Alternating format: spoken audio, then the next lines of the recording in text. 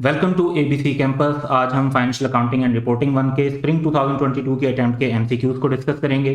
First MCQ है कि a plant has a carrying amount of 3.3 million as at 31st December 2021. Its fair value is rupees 2.4 million. Cost of disposal are estimated at 0.1 million. Cash flows from the plant for next 4 years are estimated at 0.7 million per annum. यानी ये one of नहीं है, ये 4 years 0.7 and so on होंगे। It will be dispose of at the end of 4th year for rupees 0.6 million. तो ultimate disposal से 0.6 million का cash flow होगा। Applicable discount rate is 10% per annum. तो ये सारा डाटा जो दिया हुआ है ये वैल्यू इन यूज कैलकुलेट करने के लिए दिया हुआ है। What is approximate impairment loss on the plan to be recognised in the financial statement for the year ended 31st December 2021। तो इस क्वेश्चन को हम IAS 36 के मुताबिक सॉल्व करेंगे।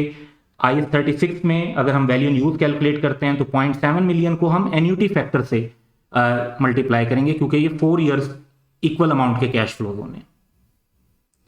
उसके बाद जो 0.6 मिलियन है ये वन ऑफ अमाउंट हमें मिलनी है। सिंगल पेमेंट को कि हम सिंपल प्रेजेंट वैल्यू निकाल लेंगे और इन दोनों का जो एग्रीगेट है वो अप्रोक्सीमेटली 2.6 मिलियन आता है, which is value in use. Fair value less cost of disposal calculate करना स्ट्रेट फॉरवर्ड है, क्योंकि दोनों फिगर क्वेश्चन में हमें गिवन है। इन दोनों में से जो हायर अमाउंट होगी वो रिकवरेबल अमाउंट होगी, दैट इज 2.6 मिलियन। और अब हम इस रिकवरेबल अमाउंट को कंपेयर करेंगे कैरिंग अमाउंट ऑफ 3.3 मिलियन से, तो हमारे पास 0.7 मिलियन का इंपेयरमेंट लॉस आ जाता है। इट मींस कि ऑप्शन सी करेक्ट है।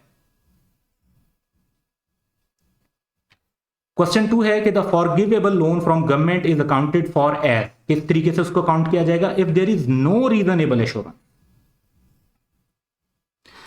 अब IAS 20 में पर से ये डिस्कस नहीं किया हुआ कि अगर रीजनेबल एश्योरेंस ना हो तो क्या करना है, लेकिन वहां पर यह बताया हुआ है कि रीजनेबल एश्योरेंस हो तो उस लोन को आप ग्रांट कंसीडर कर सकते हैं, ग्रांट के तौर पे ट्रीट कर सकते हैं।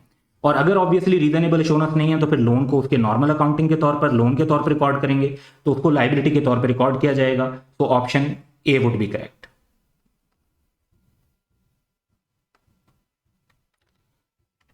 थर्ड क्वेश्चन है कि which of the following statement is और आर करेक्ट। दो स्टेटमेंट्स हैं, तो दोनों करेक्ट हैं या दोनों इनकरेक्ट हैं या कोई एक करेक्ट है। तो पहली स्टेटमेंट है कि cash flow information can not be manipulated easily as compared to profit और loss because it is not affected by different accounting policies. तो ये स्टेटमेंट करेक्ट है।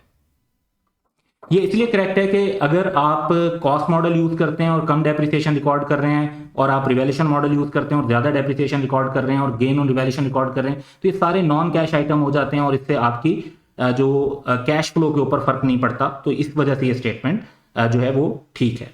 दूसरी स्टेटमेंट है कि cash flow information can be manipulated easily as compared to profit और loss because it is affected by different accounting estimate. तो even estimate की वजह से भी कैश फ्लो को, प्रॉफिट को तो मैनिपुलेट किया जा सकता है लेकिन कैश फ्लो को मैनिपुलेट नहीं कर सकते। रीजन ये है कि अगर आप ज्यादा यूजफुल लाइफ लेते हैं और कम डेप्रिसिएशन एक्सपेंस रिकॉर्ड कर रहे हैं, या कम यूजफुल लाइफ लेते हैं और ज्यादा डेप्रिसिएशन एक्सपेंस रिकॉर्ड कर रहे हैं, दोनों सूरतों में डेप्रिसिएशन एक्सपेंस ने रिवर्स हो जाना है। इसी तरीके से NRV के एस्टिमेट अगर गलत या ज्यादा भी हो जाएगा तो राइट डाउन का इंपैक्ट जो है वो रिवर्स हो जाना है। तो जब अल्टीमेटली एडजस्टमेंट्स में चीजों ने रिवर्स हो जाना है तो उसकी वजह से मैनिपुलेशन नहीं होगी। इसलिए सिर्फ स्टेटमेंट 1 करेक्ट है और हमारा ऑप्शन ए करेक्ट होगा। क्वेश्चन 4 है कि on 1st January 2019 a company purchase an asset for rupees 5 million against which it receive government grant of 0.5 million. The company deducted the grant from cost of asset, यानी उन्होंने asset में से deduction वाला presentation का method follow किया। It is policy of company to depreciate such asset using straight line method over 10 years। On 1st January 2021, अब यहां पे ये इंपॉर्टेंट है डेट, 2 years का टाइम हुआ है। 2 years के बाद जाकर the government grant became repayable due to non fulfilment of conditions. Repayment of grant will result in increasing. अब इससे क्या इंपैक्ट पड़ेगा? तो इंपैक्ट ये होगा कि हमें जितने से ग्रांट हम वापस कर रहे होंगे उतने से हमें एसेट की कैरिंग अमाउंट को बढ़ाना होगा। तो पैराग्राफ 32 की प्रोसीजर के मुताबिक 0.5 मिलियन की जो हम ग्रांट वापस कर रहे हैं उससे हम कैरिंग अमाउंट को बढ़ा देंगे। फिर डेप्रिसिएशन का जो इंपैक्ट है, एडिशनल डेप्रिसिएशन का इंपैक्ट वो भी लेना होगा। तो इस 0.5 मिलियन पे 10 years की लाइफ है, 2 years गुजर चुके हैं उनकी, जब एडिशनल डेप्रिसिएशन हम रिकॉर्ड करेंगे तो वो बनती है 0.1 मिलियन और इसका मतलब है नेट इंपैक्ट आता है 0.4 मिलियन। तो कैरिंग वैल्यू में इंक्रीज आएगा 0.4 मिलियन का। तो ऑप्शन बी करेक्ट है। जहां तक बात यह है कि एक्सपेंस वगैरह पर हम कोई बात क्यों नहीं कर रहे, तो जो हम एडिशनल डेप्रिसिएशन रिकॉर्ड कर रहे होंगे वो जस्ट 0.1 मिलियन की है। तो एक्सपेंस में अगर ये बताया हुआ होता कि 0.1 मिलियन से एक्सपेंस इंक्रीज कर जाएगा तो वो स्टेटमेंट करेक्ट होती, अदरवाइज एक्सपेंस से रिलेटेड कोई और 0.4 और 0.5 मिलियन की वैल्यू जो है वो करेक्ट नहीं है। फिफ्थ क्वेश्चन है, as per IAS 20 accounting for government grant and disclosure of government assistance presenting the whole grant as other income in the statement of comprehensive income और deducting it from related expense. तो ये correct treatment किसकी है? ये grant related to income की treatment है, option A correct होगा। ये फॉरगिवेबल लोन नहीं है, गवर्नमेंट असिस्टेंस की तो जस्ट डिस्क्लोजर होता है, तो ऑप्शन सी भी गलत है। और D option grant related to asset, उसमें रिलेटेड एक्सपेंस में से नहीं, रिलेटेड एसेट में से डिडक्ट करना होता है।